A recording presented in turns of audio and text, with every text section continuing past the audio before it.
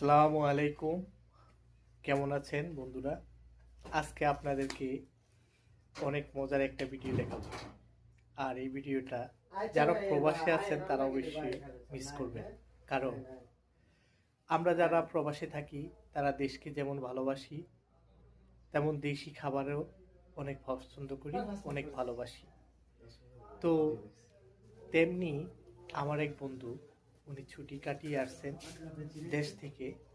আসার সময় অনেক খাবার নিয়ে আসছেন আমাদের জন্য। আমি একে একে আপনাদেরকে সব দেখাবো। আপনারা দেখে অবশ্যই আপনাদের জিভে পানি চলে আসবে।